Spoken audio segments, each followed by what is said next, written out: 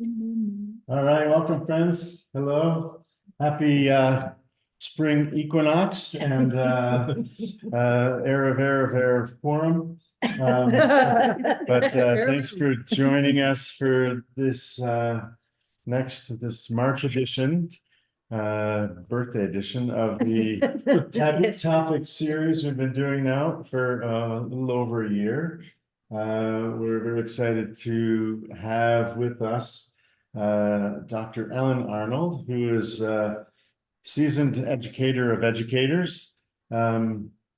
She's been, of course, very active in Beth Evergreen, especially in the last 3-4 years since moving here full time. And she also happens to be my mother. She is going to talk about a topic that isn't talked about very much, and that is memory and memory loss. You might have talked about it, but forgotten. So we're going to bring it back up. Anyway, I'll turn it right over to. Yeah, that's it. They can't see you. No. We can hear you though, Fred. I'm Okay. There you go. Welcome. Glad you're here, Carolyn. All right, here's Ellen. So what I thought I'd do today is some simulation stuff, see if we can get in touch with our own abilities in memory and where our stop signs are, what are the kinds of things that interfere with us remembering.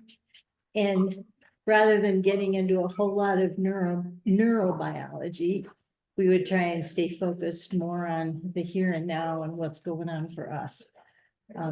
But I wanted to start with making this as real as possible for you. So the first thing I'm going to ask you to do, hello, is if you take one of the handouts on the front, it says 2 questions. So if you have any questions specifically about memory, if you'll write them down, because then I can, we can make sure that we get to them. And when the slide comes up, it's just going to say write down 2 questions about memory. So if you guys can do that for a minute, that would be great.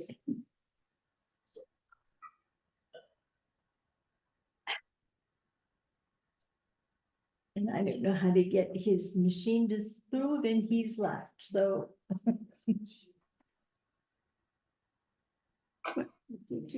Well, he's got a slide presentation on there, but Okay. I don't know how.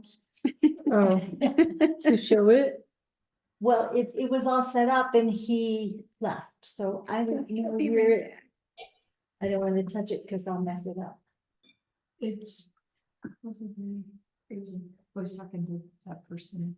Yeah, I don't know. We could sing in the meantime or talk among ourselves. Right. Pretty sure I could find it, but I don't Yeah, I want to don't know. mess anything up either, so.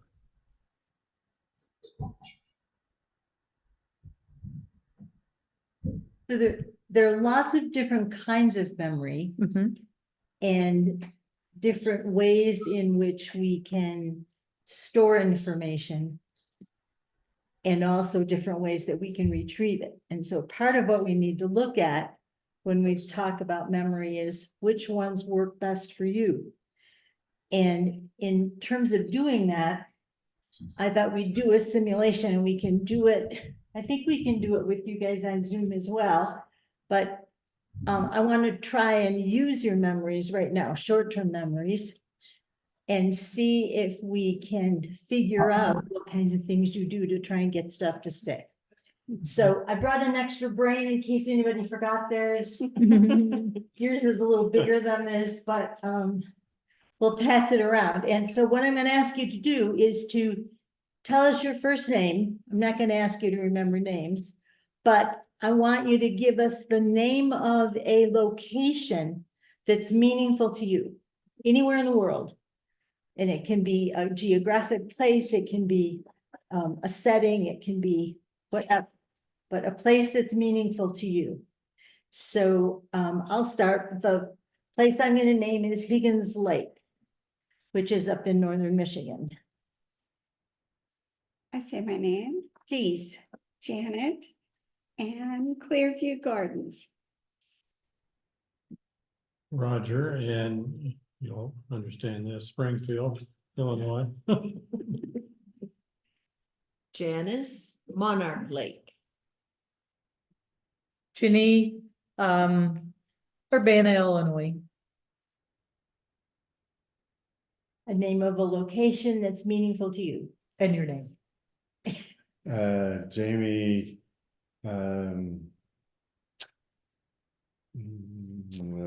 the top of the Continental Divide at Loveland. Okay, Marilyn, Maryland, Staunton State Park. Irv, PS 235. okay, Irene, Evergreen Lake. Rebecca, Himachal Pradesh. say it again. Himachal Pradesh. Okay, And Terry. Terry, you want to add one? Boulder Creek. Thank you, Mary. Hi, everyone. This is a tough question. There are too many. I'm going to go with Yosemite. Yosemite. Okay, Michael, The top of Tucker Mountain over at Copper Mountain.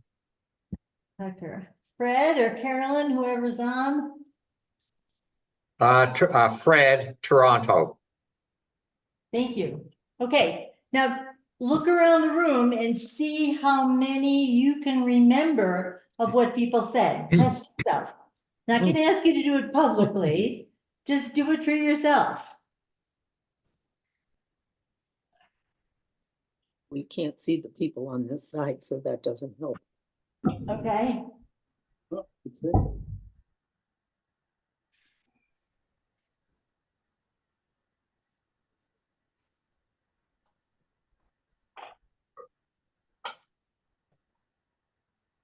anybody want to try them?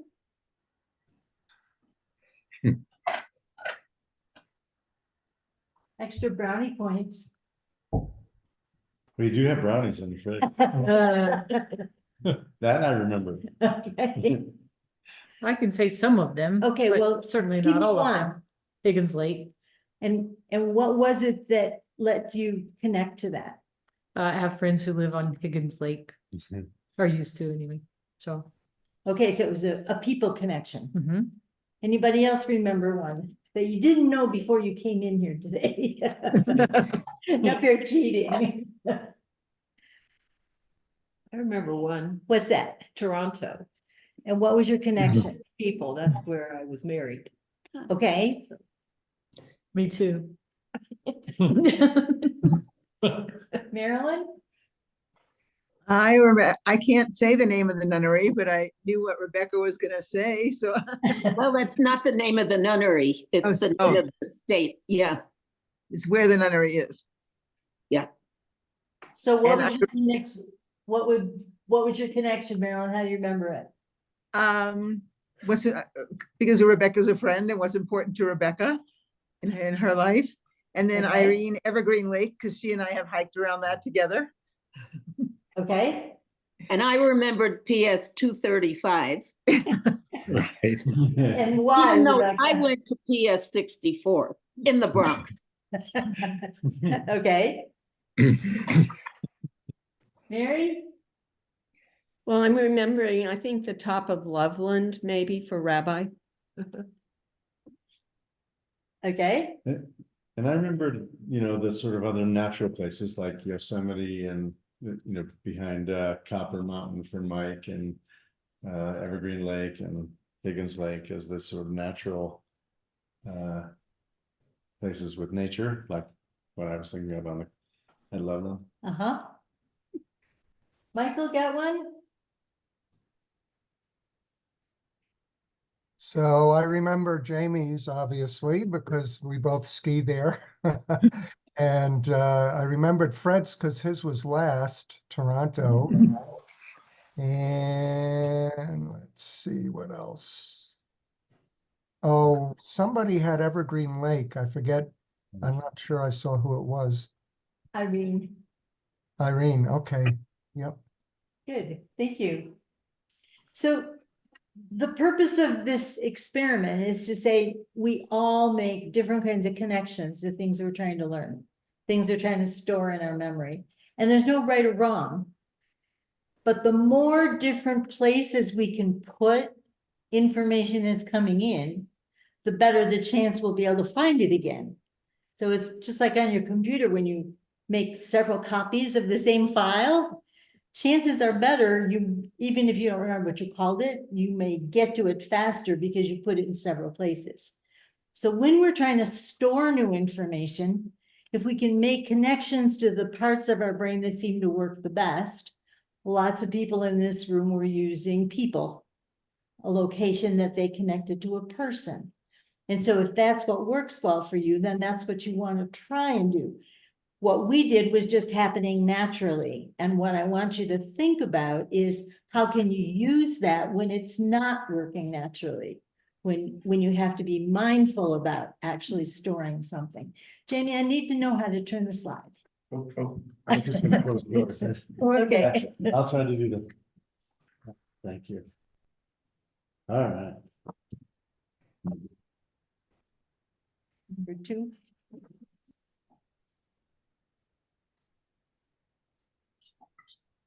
Keep going. Go. We did that already. Okay, so here's a test. Uh-oh. Take some time, read through the questions and circle true or false. And for those of you on the screen, just think about whether that you think that the answers are true or false.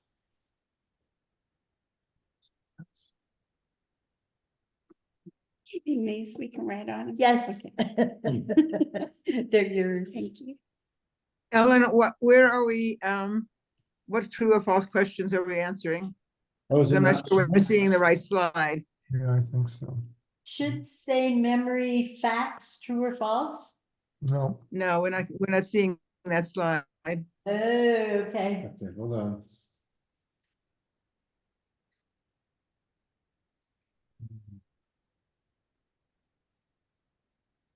That showing? run. Yeah. There we go. Thank you. We got it.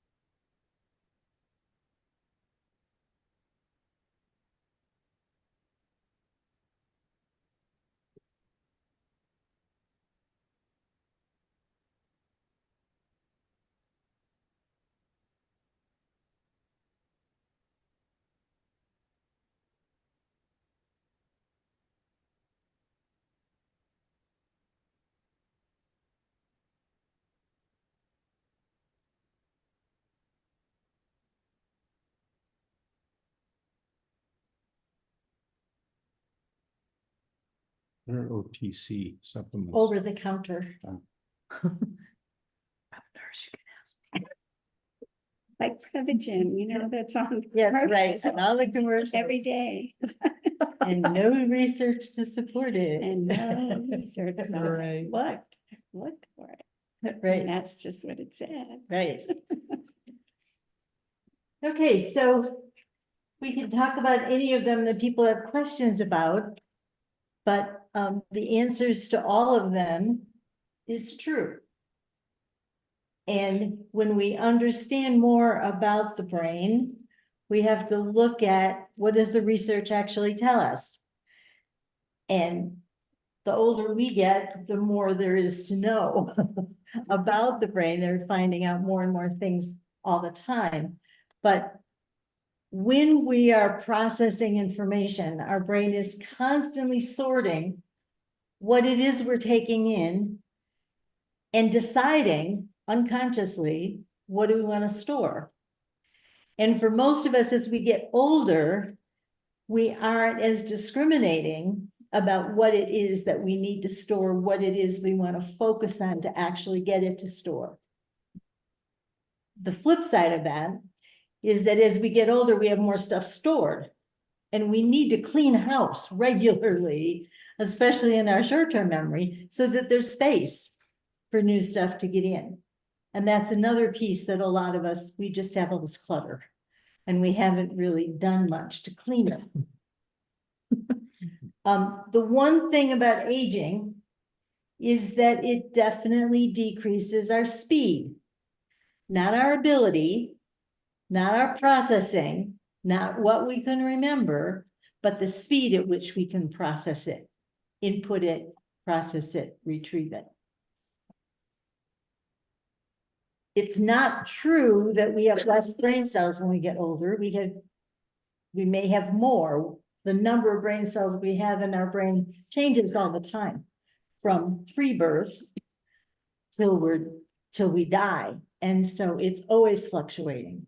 And for different people, the amount is going to be different, how many we actually have. The question is, how many are you using? How many are kind of stored there and not really being stimulated? Lots of research on exercise.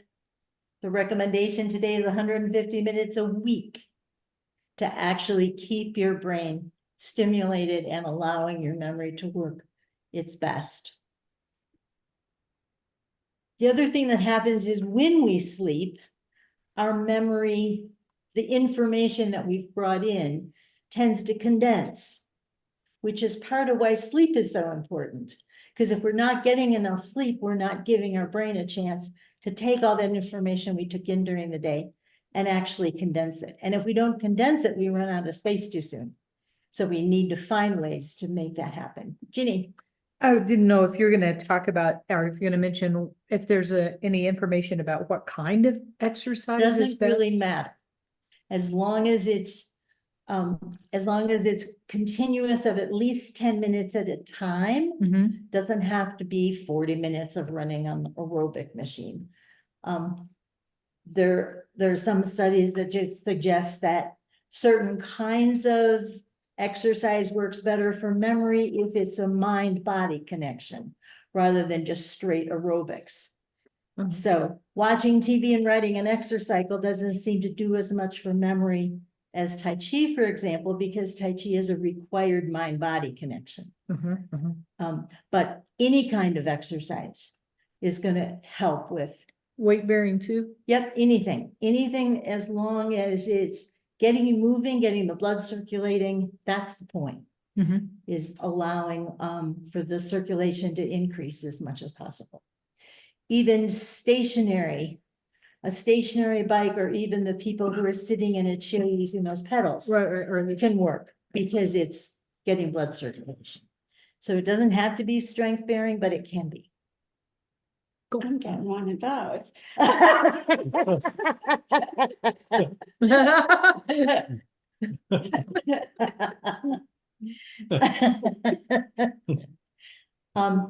Any kind of mind activity is going to increase your ability to sustain memory.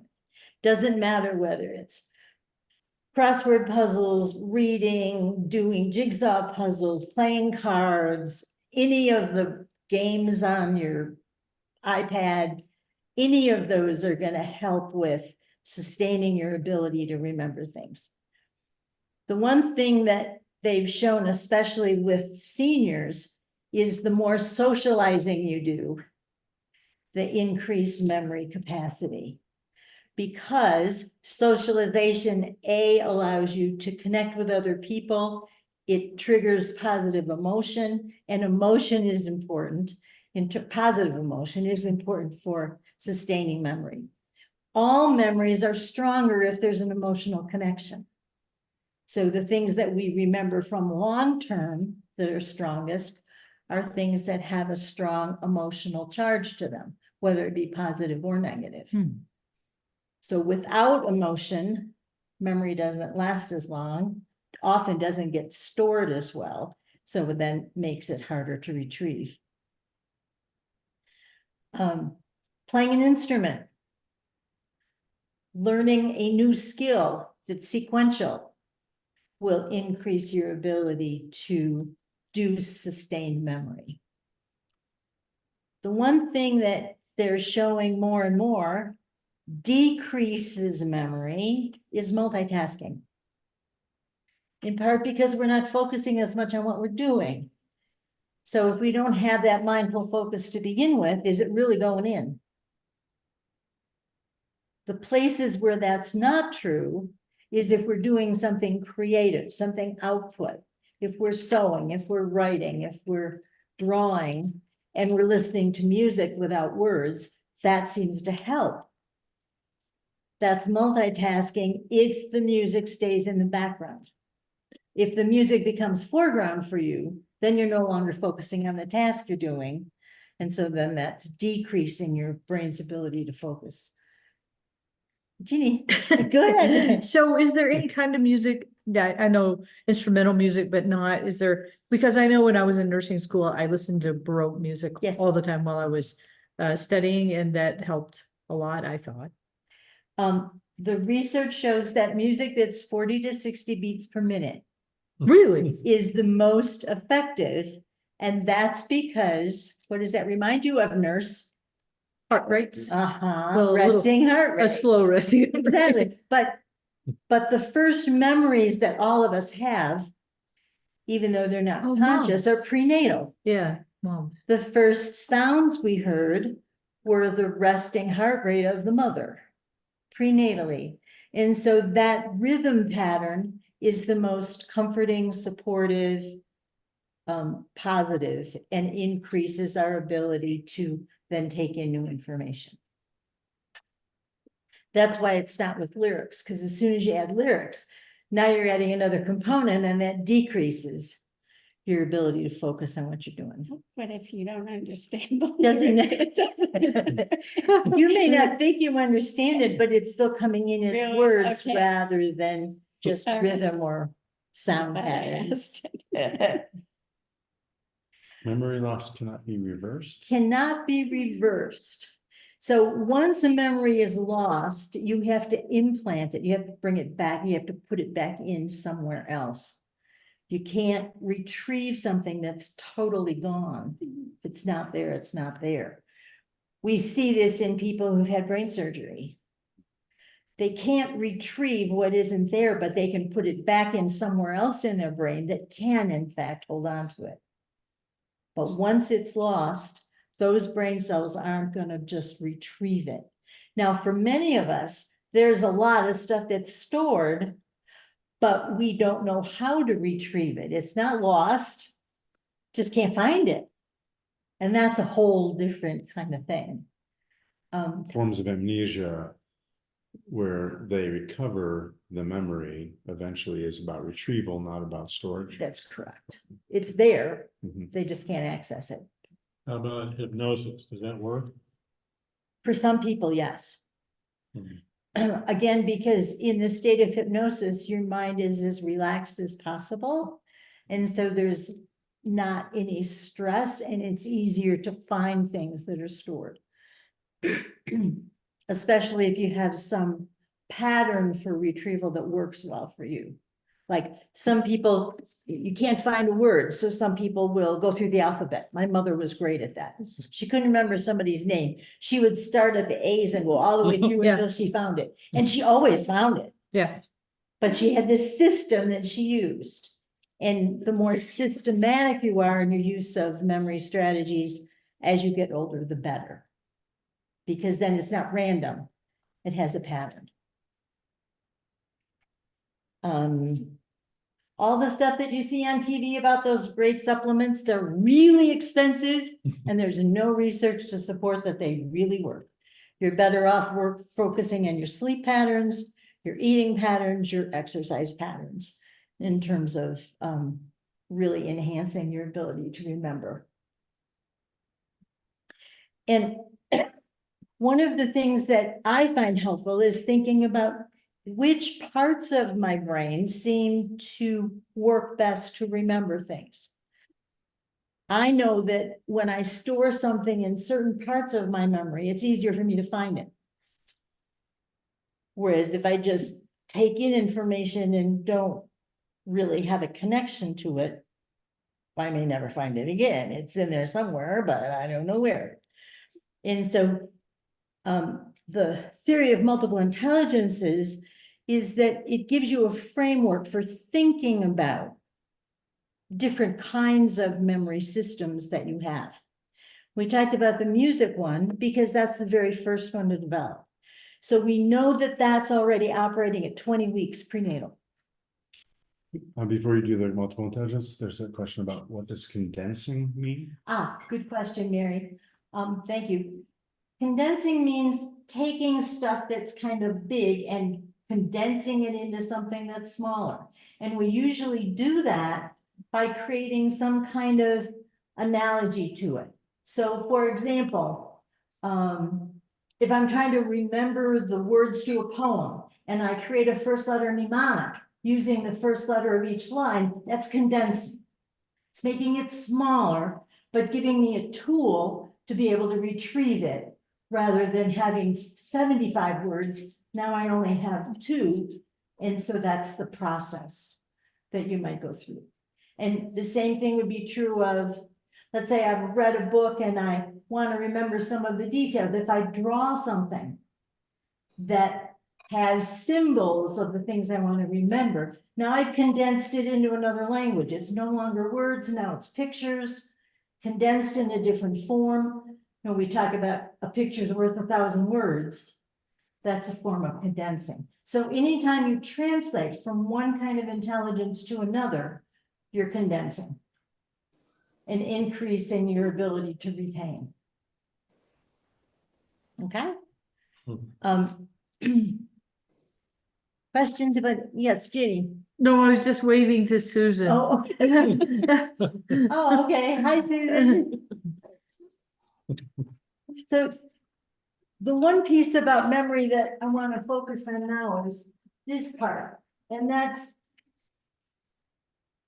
when we put things into our memory, we have to really focus on how are we putting it in so that it can then actually be stored.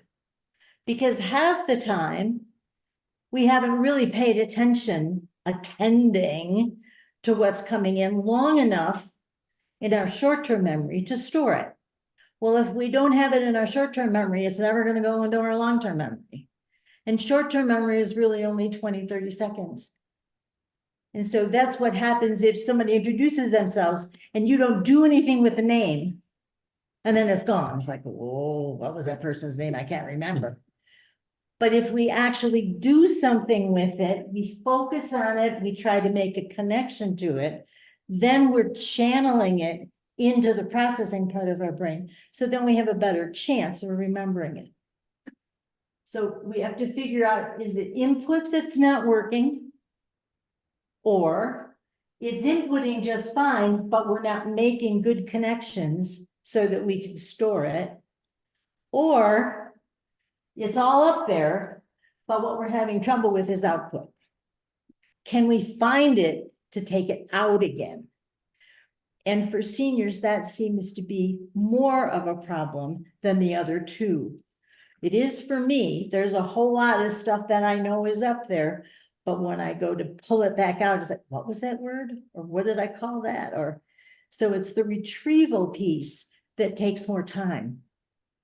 And so that means I have to go back to, okay, where did I store that? Where was it? And if I have some kind of strategy in place to pull it back up, then eventually it'll come. So that's one of my questions. So there are times when I'm talking and I see the word and it's not making it to speak. I see it, but what is that? That's a retrieval issue. Yeah. And it's a translation issue. So it's up there, you know it's there, Yeah. you can see it, draw it. Rather than trying to get it out your mouth, then you have to translate it into another language. Yeah, It's there as a picture, draw it. yeah, yeah. And then once you've got it drawn, then you may be able to add the word to it. Yeah, okay, Does thanks. that make sense? Yeah. Questions about that piece, because it's so critical when we talk about memory, where your stop sign is. Is it that it's not going in? Is it that you're not making connections, or is it just not able to get it back out? I have a question. Does anybody have suggestions or helps, with names? I'm terrible with names and meeting people because I'm a very I'm gonna say gregarious. Gregarious. And so I get so caught up in, oh, hi, how are you? I'm so excited and trying to make myself sound really like, oh, I hope you like me. And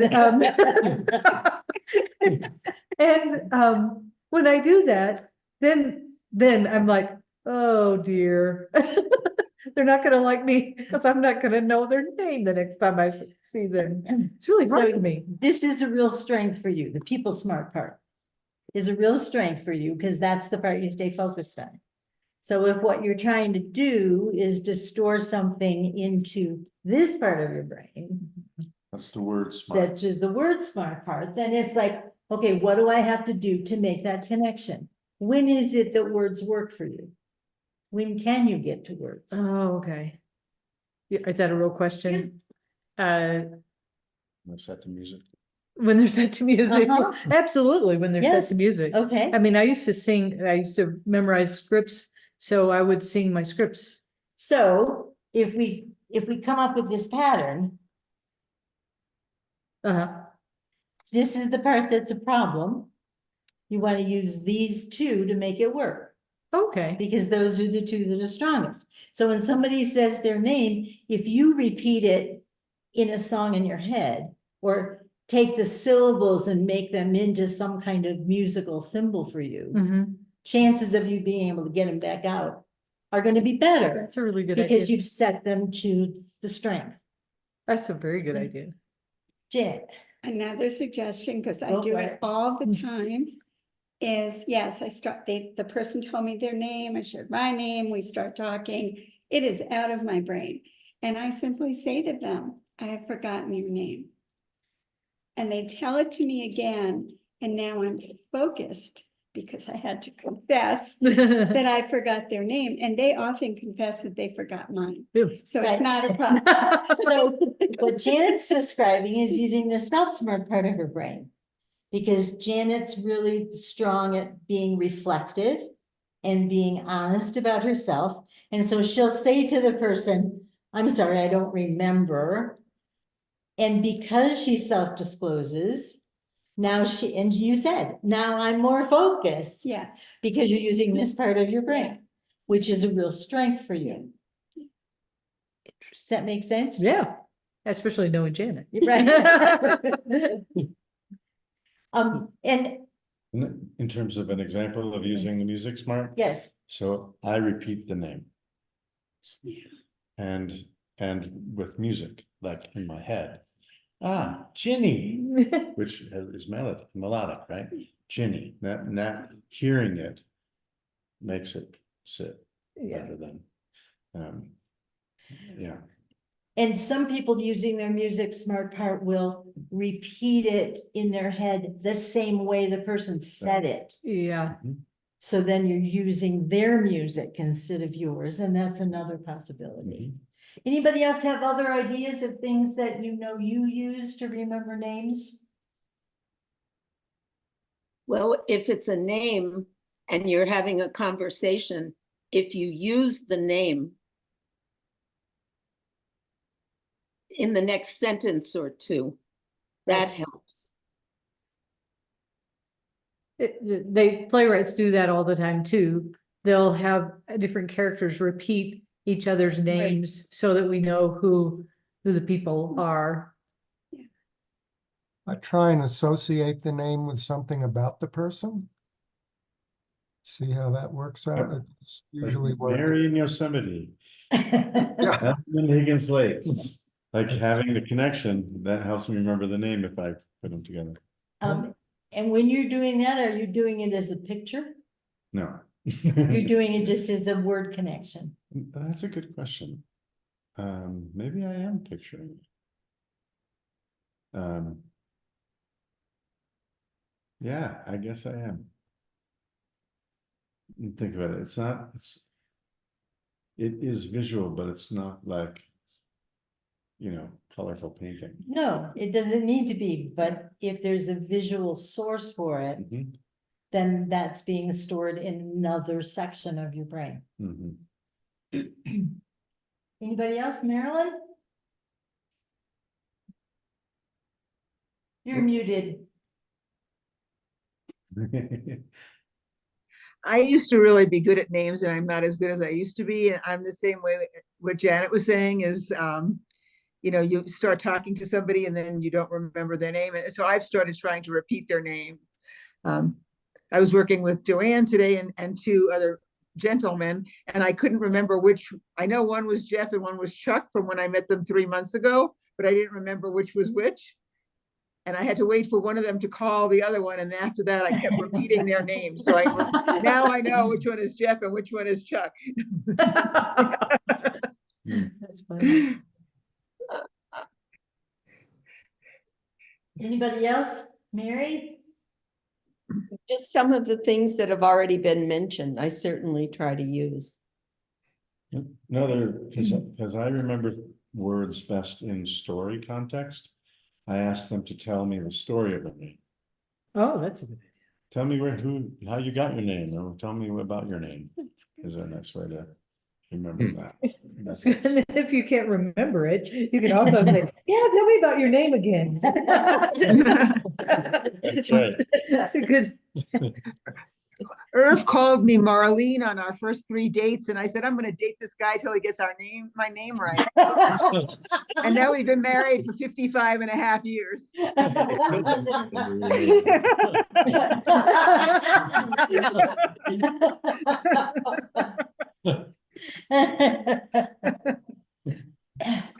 How about a strategy to remember names using numbers?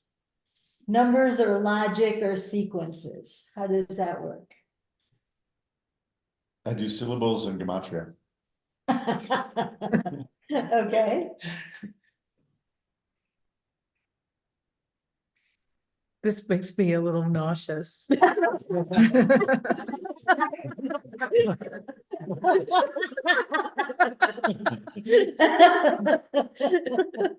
Okay, so we know that this is not your strategy.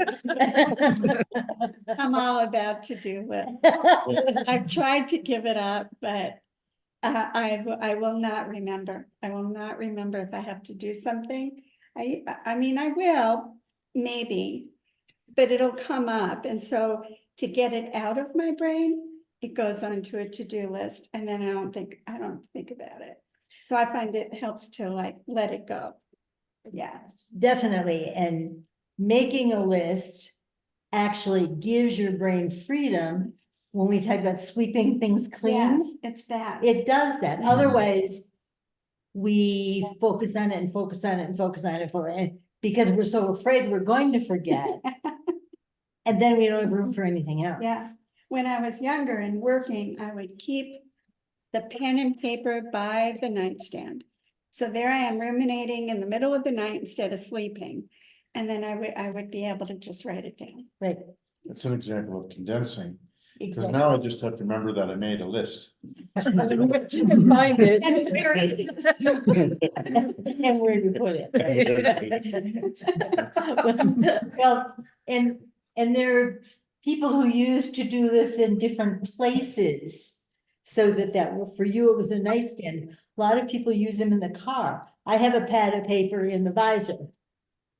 Because I'll often think of something while I'm driving, and then it's like, okay, the next stoplight, I'm jotting down what it was, because otherwise I don't want to lose it. And I don't want to ruminate about it while I'm driving, because I need to pay attention to what I'm doing.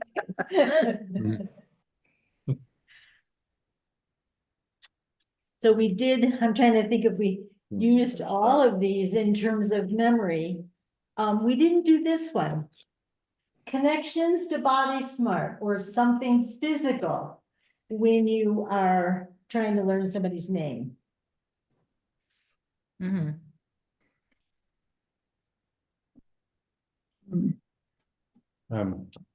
So if, when I do syllables, I can tap it. Alan Arnold, right? Or Mary Arnold, as I knew you first. Called you first. Hey, Mary. Okay.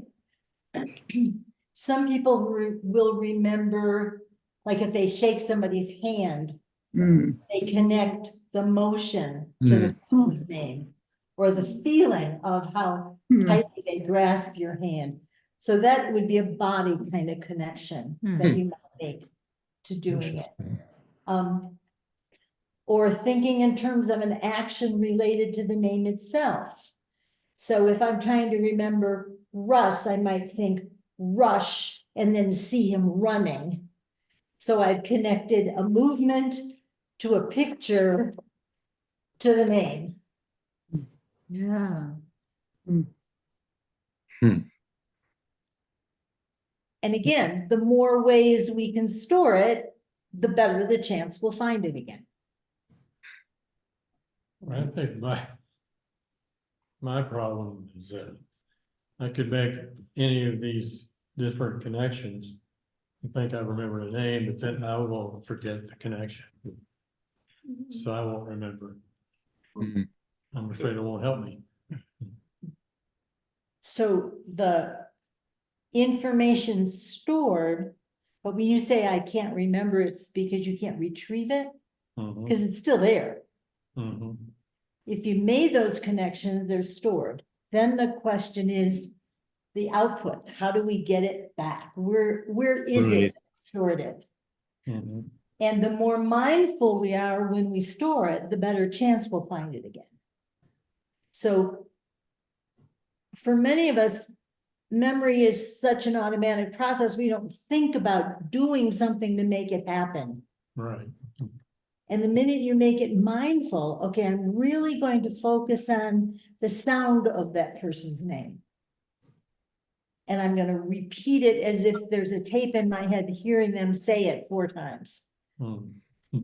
Then the chances are better that I'll be able to find it again because I was mindful in the storage. Rather than assuming, well, it just, it just, you either have a good memory or you don't.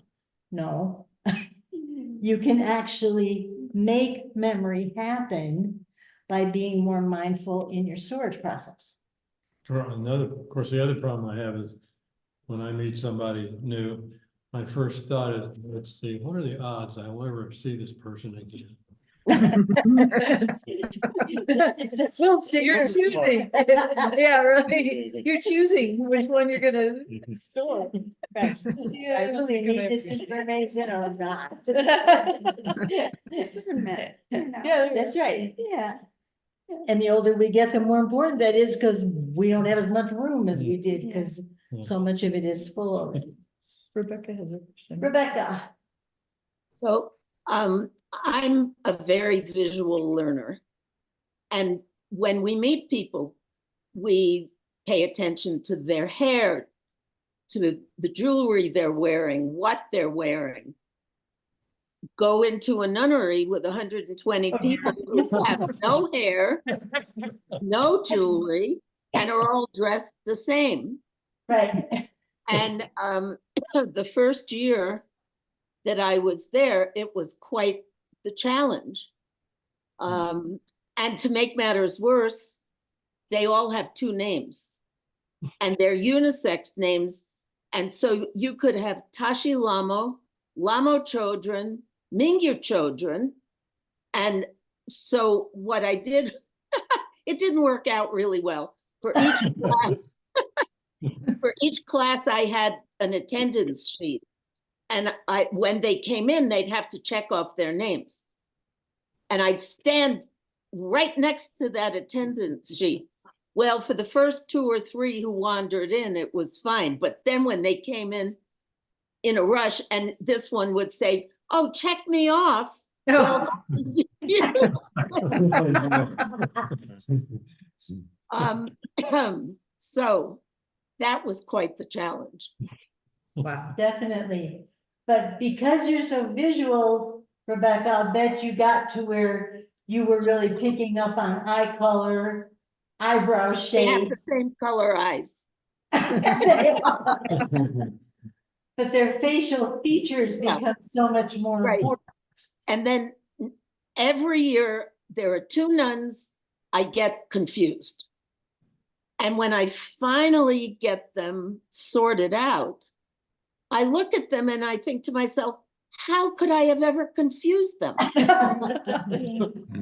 They don't look at all alike, but for some reason, there they were. So yes, I felt my brain cells working overtime. Great example. Thanks, Rebecca. You're welcome. Irene, what do you do? I think I'm very oriented to the printed word, to the written word. If I can write it down, or even if I can visualize it in print, it helps me.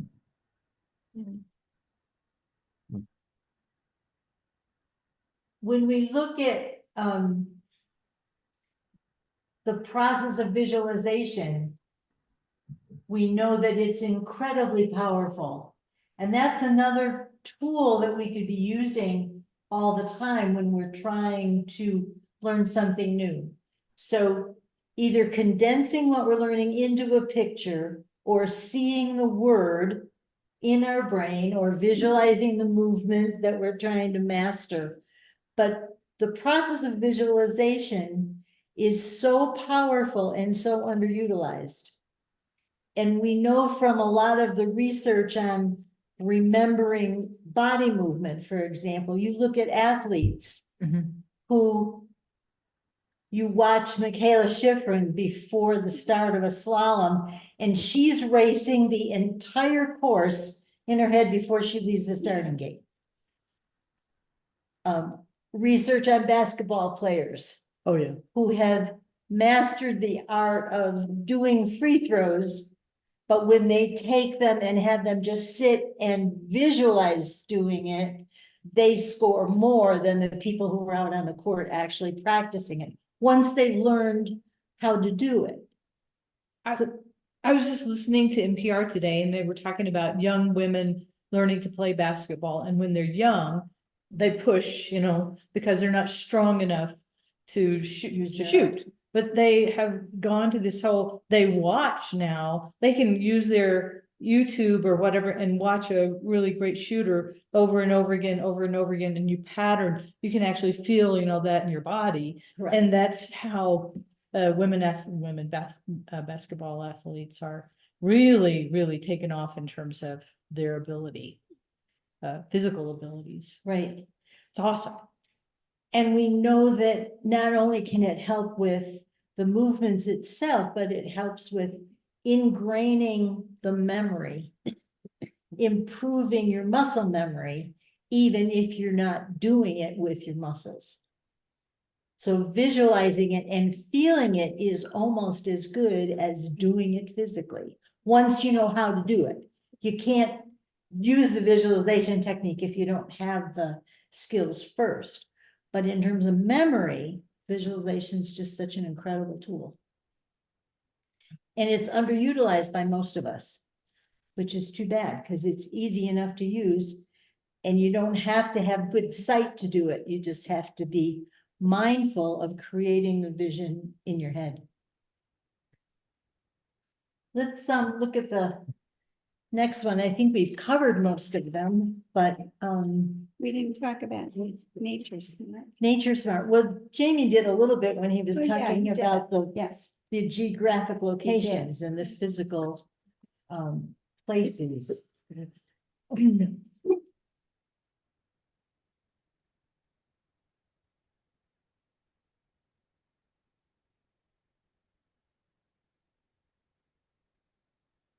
You get the next one up? Oh, yeah. Okay. I think. But it doesn't. Yeah, see if this works. Hopefully Can you see where it says simulation now? It's not the main slide, but we can see it. And keep going. Oh, they're seeing that. Hold on, let's try. Which one do you want?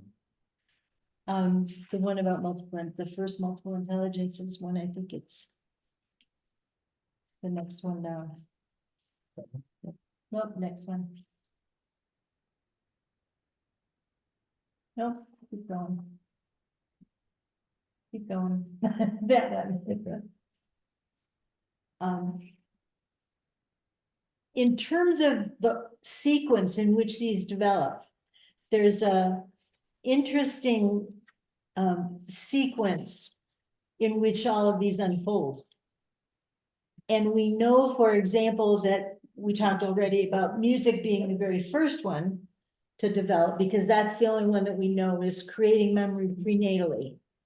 We also know that we're working with seniors who have memory problems when they add music in the nursing homes, and it's music that is consistent with the time when that person was fairly intact, that increases their ability to be calm, less anxiety, all of that, especially with Alzheimer's patients.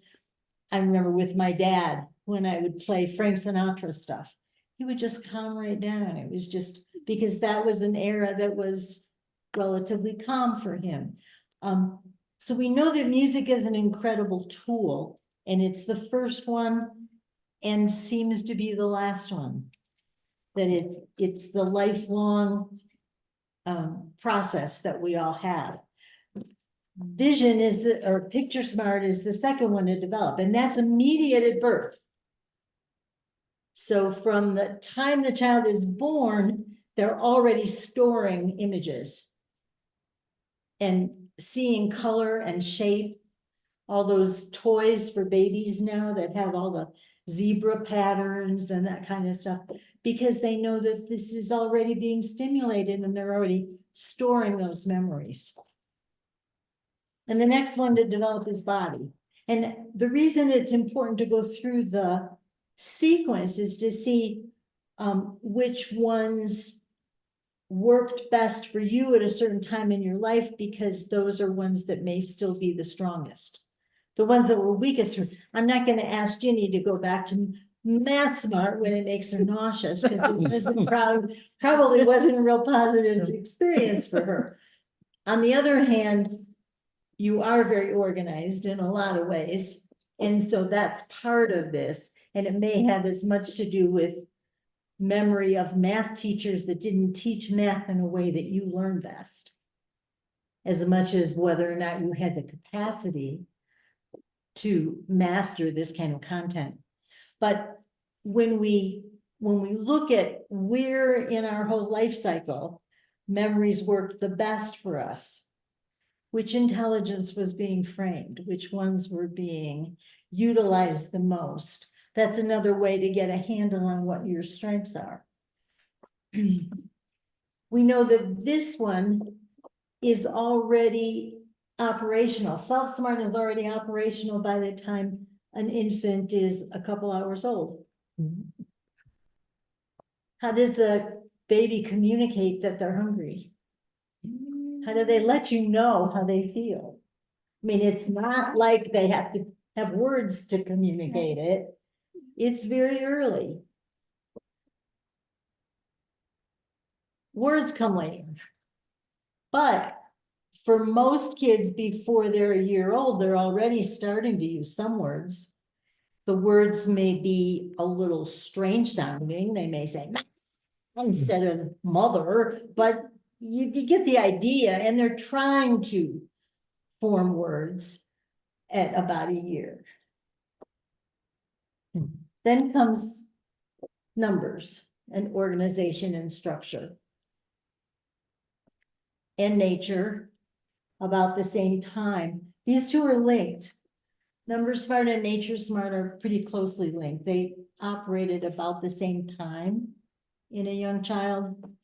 And the only one that's gender specific is people smart. So we know that a 3-year-old girl is more likely to go reach for a tissue if somebody sneezes. And a 3-year-old boy is more likely to say, who sneezed? What? What are you talking about? It's not that this doesn't develop, but it is later. And it's the only one where there's an age difference around gender.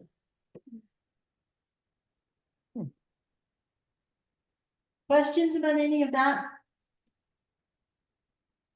I can't Did see you it. just negate men are from Mars? I didn't negate it, I just said that it happens at different times.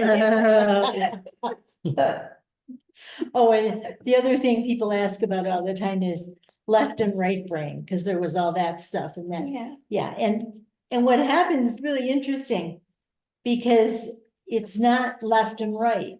Like some of these in certain people may be on one side and not the other. It's not like everybody's left hemisphere is the one that has language. No, some people have language in a different location. So the left and right hemisphere thing doesn't make a whole lot of sense. And even though we talk about these as having separate locations, they really don't. I mean, there's so much interconnectedness in the brain that it's not like this is the brain cell that has music smart.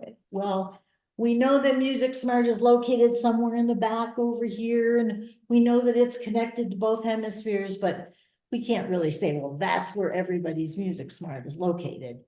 But it's helpful to think about them as having different locations, just because then it gives you an analogy of thinking about how to connect them. Or at least I find it very helpful in thinking about it that way.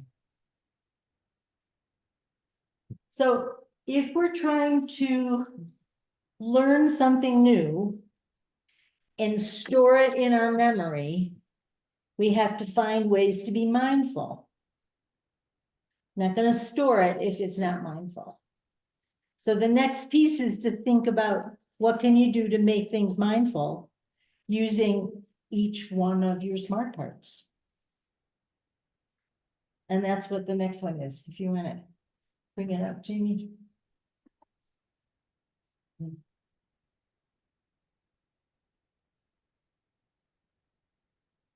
The second one, yeah.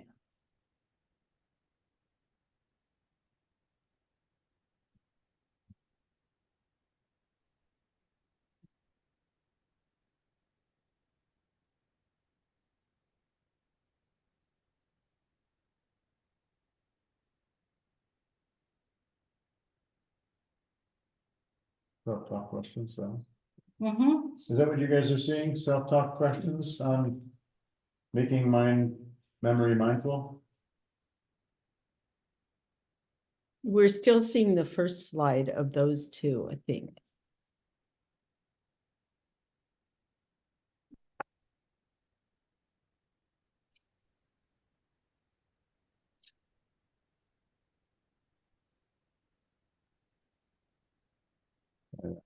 Better, thank you.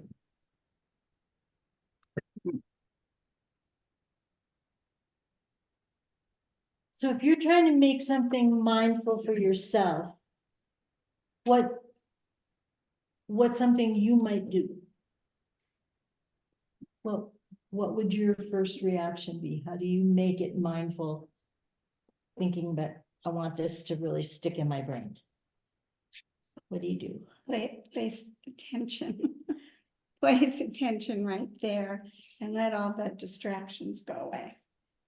But it's sort of motivation, you know, I want to remember this. It's important to me. Okay. And I'm having a self-conversation. If I put this key or whatever it is, I'm stopping and telling myself, look what you're doing. Where are you putting it? So that later you can really remember that is where you put it. So I'm really kind of stopping the action and giving myself a reminder to pay attention. Okay. So focusing on your self-smart part, you talked about motivation, which is self-smart. It's looking at what's important to me. That would be self-smart. And Mary, when you're talking about it, are you doing it as a mantra? Because you said you were saying it. Well, in my mind, I am absolutely making sure that Mary is paying attention. Okay. Hello, are you here? Are you with us? Okay, so for you, you're using a combination of self-smart and word smart to make it mindful. Great. Anybody else? Do you mean just in general, like, for example, I'm trying to learn some things now. And one of the things that I do is repeat, like, and I also try to repeat first thing in the morning. Like if I, let's say I'm learning 2 new root words in Hebrew, if I try to repeat them day to day, then I have, and if I do it first thing in the morning, it helps. Look, Ginny. Oh dear.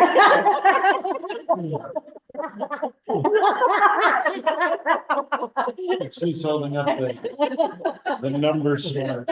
card. Wow. That made her nauseous. See, it is there, but that's because the structure of it is helpful to you. Right, right. Because it provides an organization, a structure, a sequence. And that helps to remember. It helps to remind you to do it. And then that makes it helpful. So don't avoid it. Just-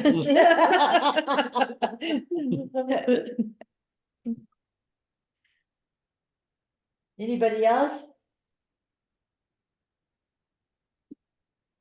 It's funny, I don't think of myself as a spatial person, but I could tell you the name of everybody in my morning jazzercise class and where they stand.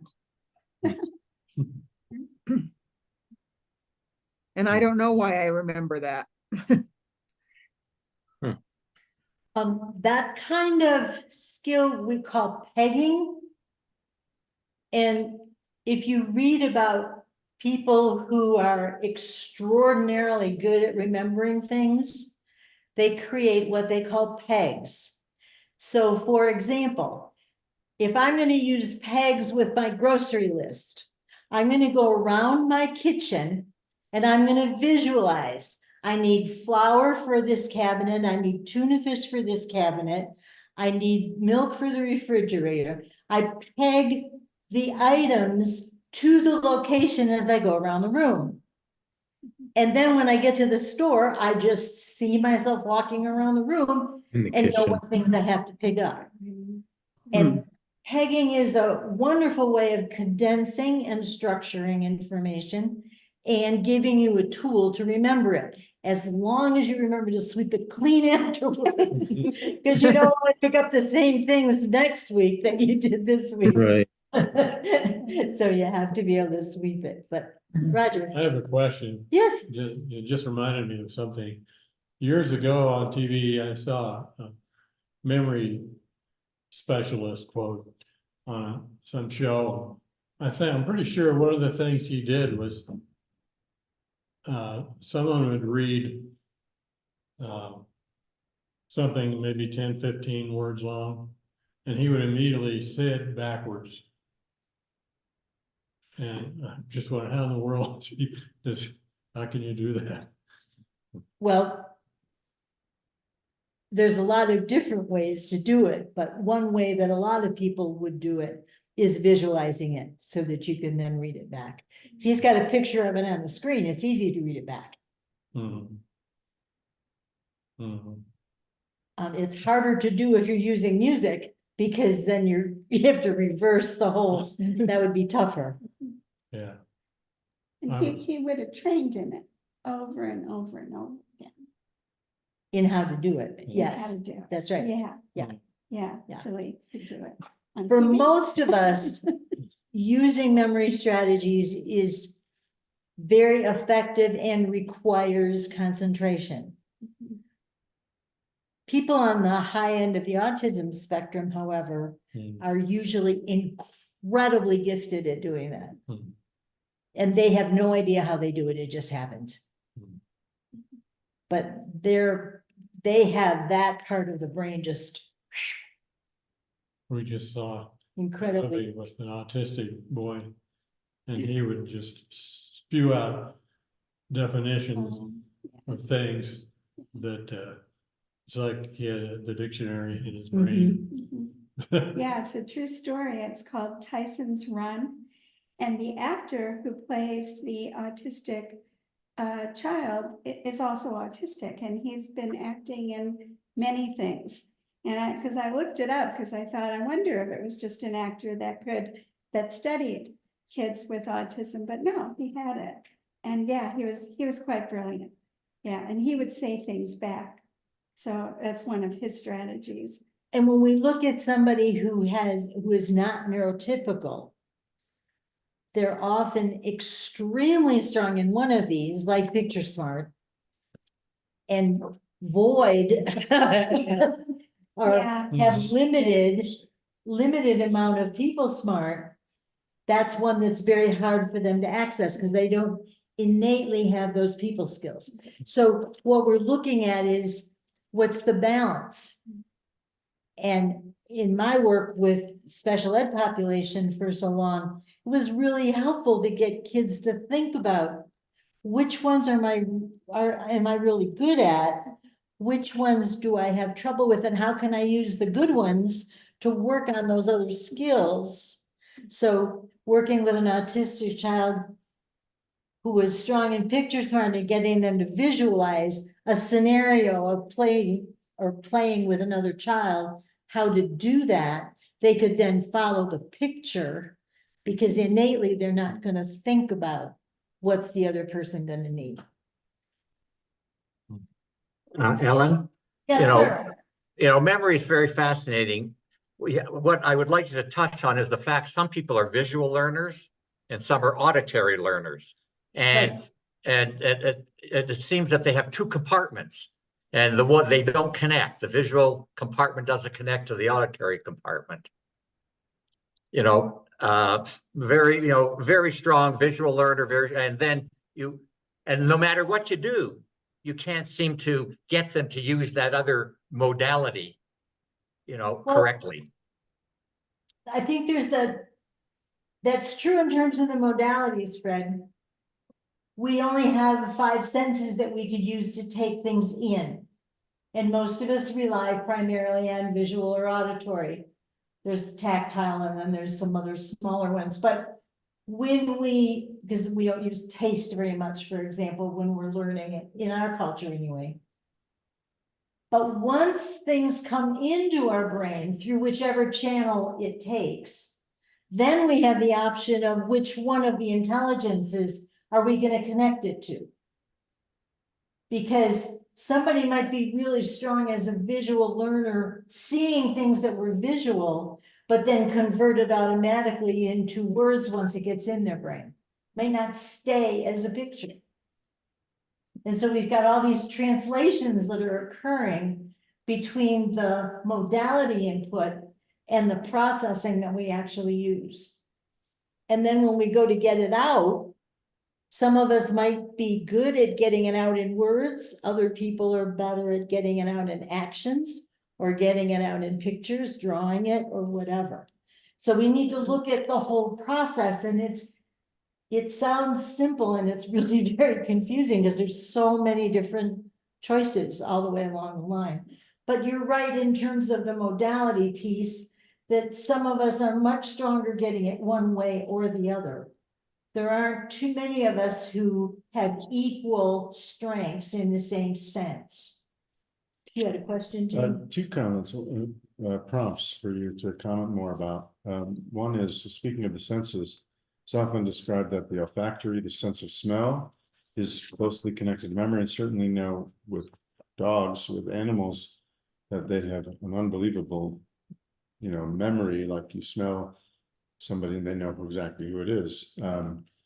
They don't have to do name recall; they can just smell who it is.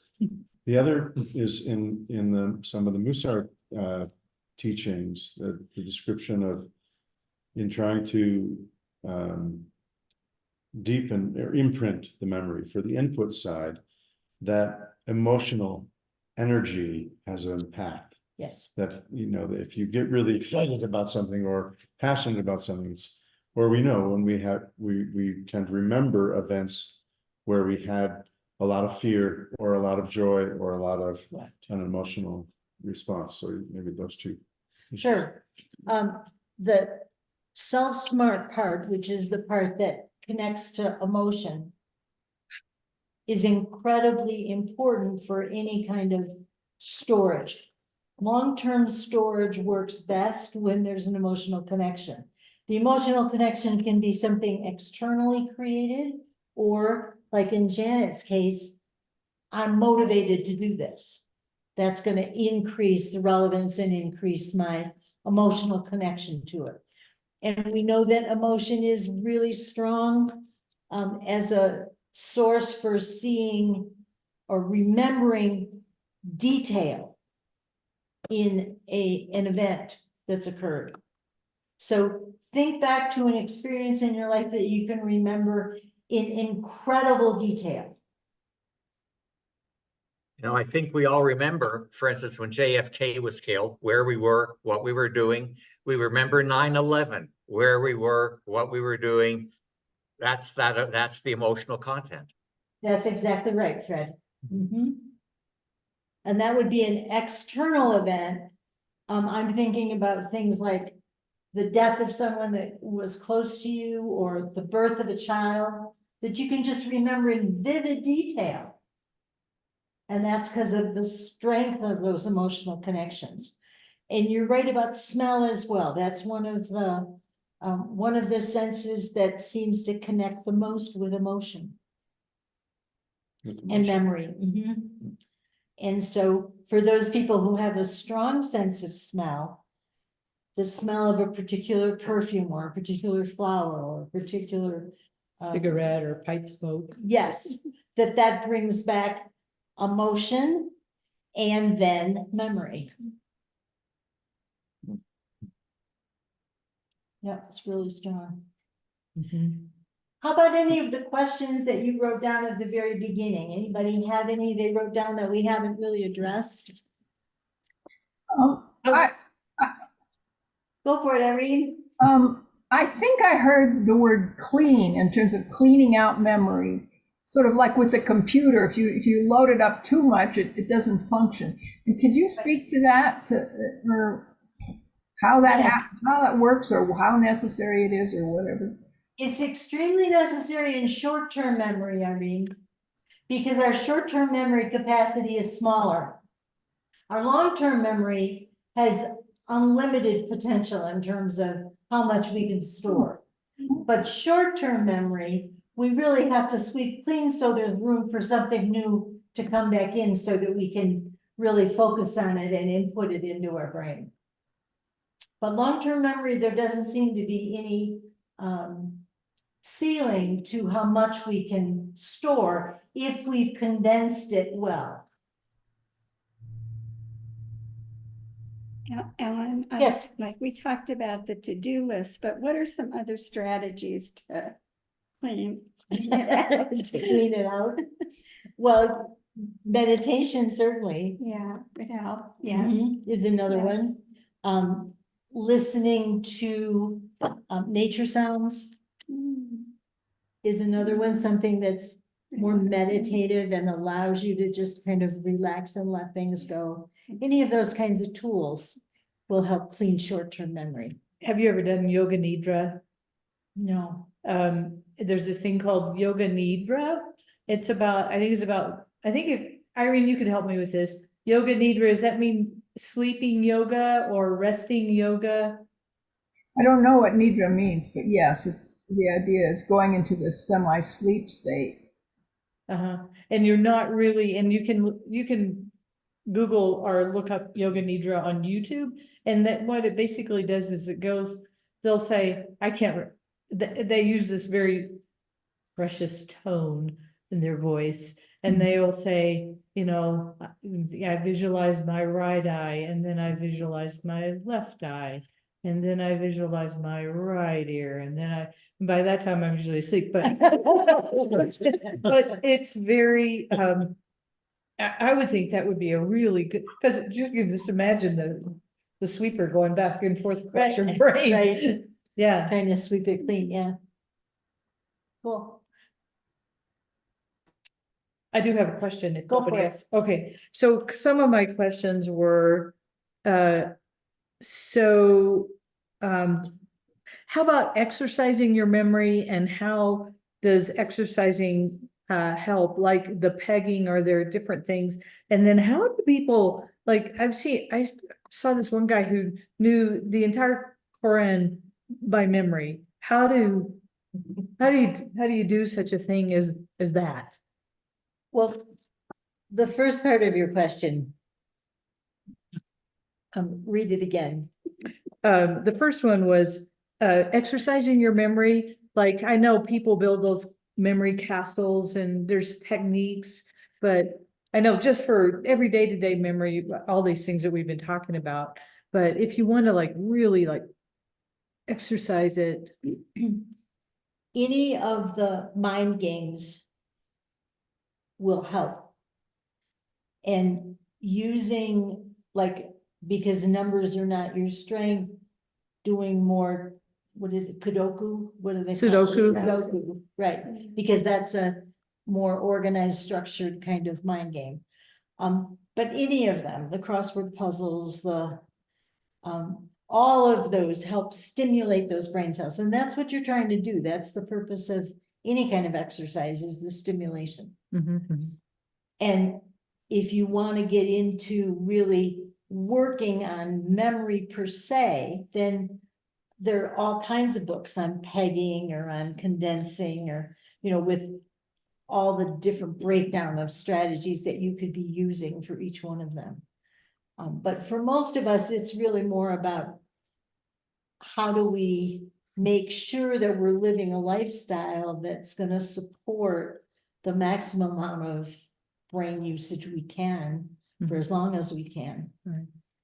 You know, one thing that I have noticed, because I've been studying Hebrew, and I have noticed, number one, I think writing backwards, or not backwards to me, Right. but and also writing out the letters has, for some reason, I think, improved my memory quite a bit. Well, if you think about what you're doing, you're thinking in terms of the words, you're breaking it down into smaller chunks, you're physically writing it, you're visualizing the space, the shape of it, you're using all of those things at once. Yeah. So now each one of those is reinforcing the other in terms of getting memory stored in lots of different places. Wow, that's cool. And I don't necessarily think that I don't know how much it's helping my actual Hebrew, but it's helping other things. That's right. The spin-off effect is just amazing, right? Yeah, yeah. In terms of how people memorize long things, they find ways to condense it. Oh, okay. So they're always, every time they add something new, they're condensing it to something that's already there. No memory is ever put into your brain without connecting it to something that already exists. If you're reading something you know absolutely nothing about and you don't make any connections to it, it just goes, it's gone. But as soon as you connect it to something you already know, whether it's like it or unlike it, making that connection gives it a place to store. It's like a hook to get it to stick. And that's what they're doing. They're just adding slowly, one more piece at a time, one more word, one more sentence, one more paragraph. And lots of repetition. For a long time. I know that in Buddhist, that's part of the structure is they memorize quite a bit of, Sure. I think. They memorized because in the beginning, there was no written language. So they had no choice, lots of lists for people to remember. That's how that they learned in the past. It was by lists, just remembering and then passing it on because there wasn't language, written language. And for many of them, they use the rhythm. They use the music of the words. Meter. Yeah, meter. Like chanting. Uh-huh. One of the nuns' exams is memorization. And they are given a certain amount depending on where they are in Buddhist philosophy and debate, they're told they have to memorize this many pages, this many chapters. And when they go in for their exam, they're given the beginning sentence of a section, and they have to repeat the whole section from memory. And it's very interesting that memorization, handwriting, all of that kind of stuff that is not important here anymore is very important there. And it's very competitive Mhm. because the top 3 in each class get awards. So it behooves them to study and do well, because if they don't do well, they go down a class. So when they're studying, some of them walk, some of them sit. I tell them one last time before they go to bed to read it, and their brains will process it while they're sleeping, while their brains are being washed. So, Gives a different meaning to brainwashing. yes. Yep. I remember when I was studying for my doctorate exam, I made a mural, and it was the steps of the Chicago Public Library with the lions on the side.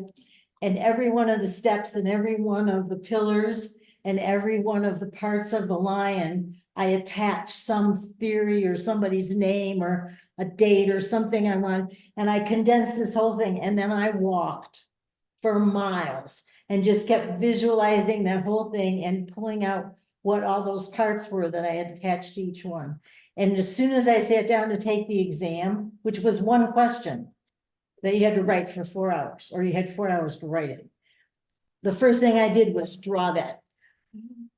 So I didn't have to worry about it anymore. Yeah. Dumped it. Yeah. So I didn't have to worry about, am I going to remember? I dumped it, and then I started to run.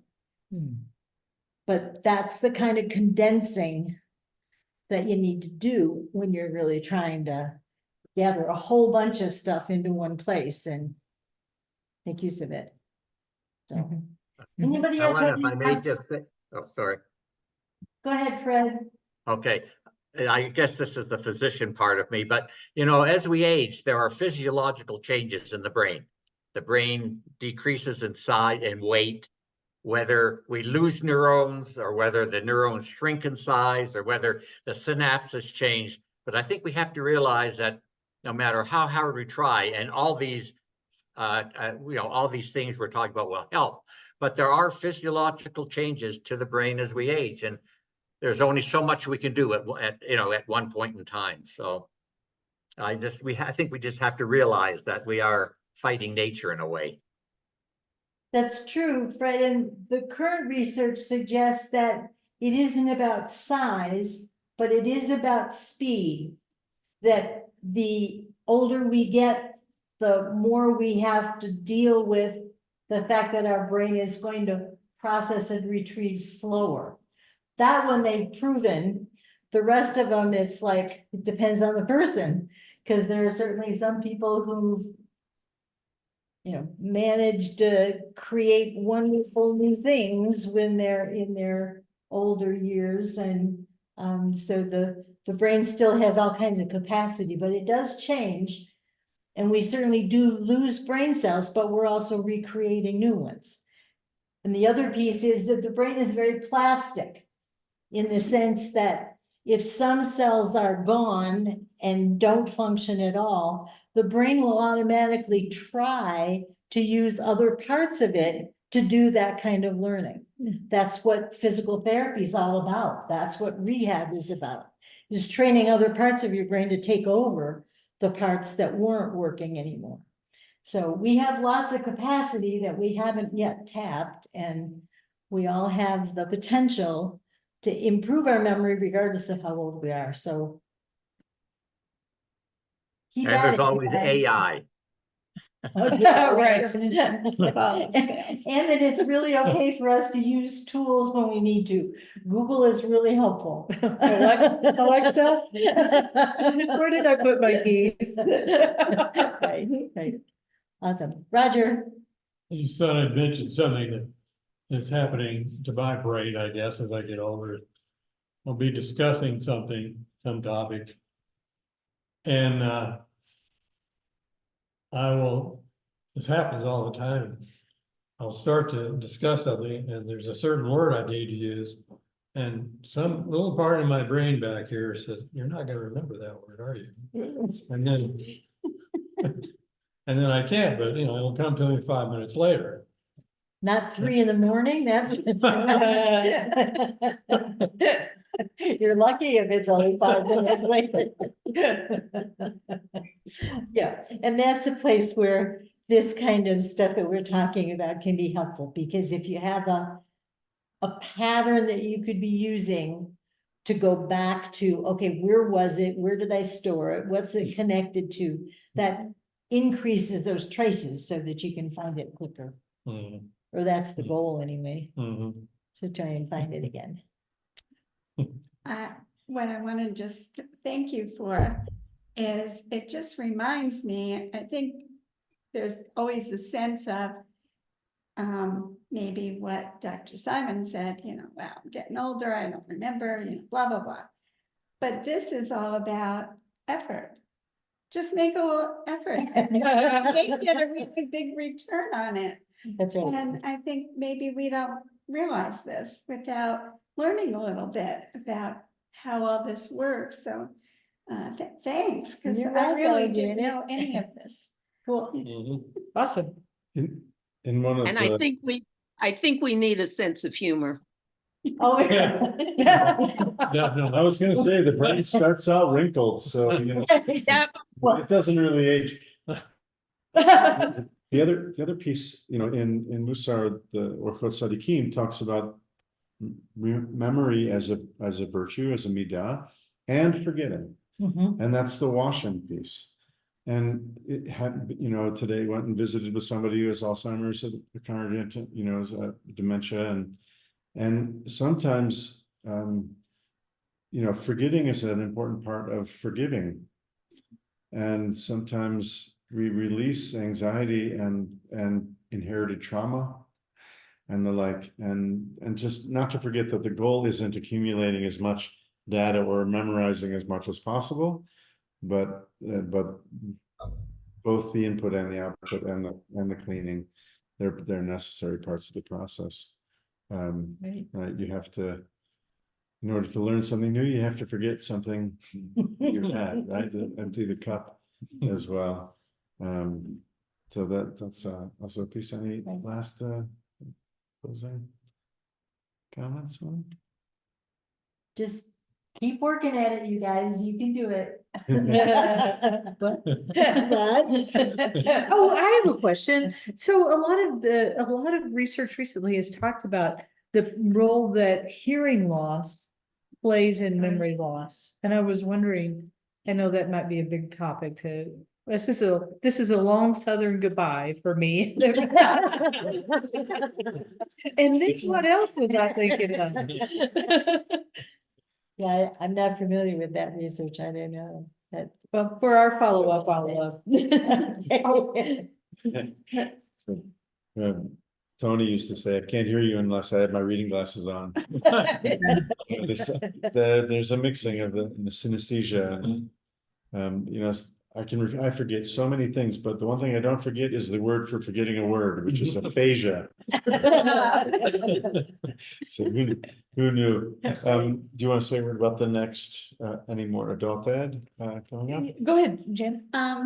Well, we have a scholar in residence coming, Roger Kamenetz. You may or may not have heard the book he's most famous for is Jew in the Lotus, and I highly recommend it. It's about a trip that a whole bunch of rabbis, some very prominent, made to Dharamsala to see at the invitation of the Dalai Lama, because the Dalai Lama wanted to learn how Judaism has survived in the diaspora as Buddhism has also had its own diaspora. So that's that book that he wrote and he's famous for. But he's also a poet. And on October 10th, April 10th, 7 p.m., he's going to do a educational program on poetry in times of crisis. Very American.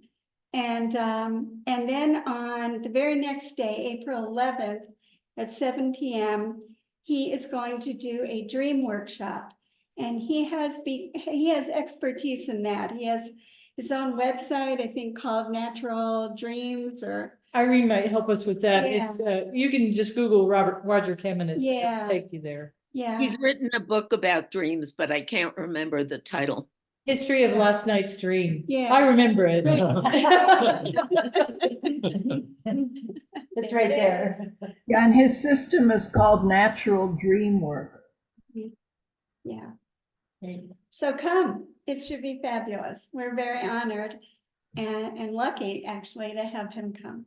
And there's no taboo topic in April because Roger will be here, but in May, we're gonna have a psychedelics workshop here, and I guess we're gonna all try. Psilocybin, right? Yeah, psilocybin. Yeah, that's what we're gonna do. Talk about enhancing our memories. Under medical supervision, of course. Nice. And then the next one, May, June, that's gonna be Pride Month, and we're gonna have a transgender taboo topics. It's gonna be fabulous. Christine Monk will be here for us to talk with us about that. So mark your calendars. All right, thanks again for. Thank you, Thank Ellen. you, Ellen. And everyone for being part of this and. Thank you, Ellen. Happy Thank you, that Purim. was Come, great. join us. Thank See you you. on Zoom. Great. Thank you. Thanks, everybody. Thanks. Purim Good Saturday night. night. Come to Purim. Yes. Yes. Absolutely, we'll be there. Speaking of humor and laughter. Yeah. All right, take care, everybody. Good night. Good night. Thank you. Bye, Thank you. everyone.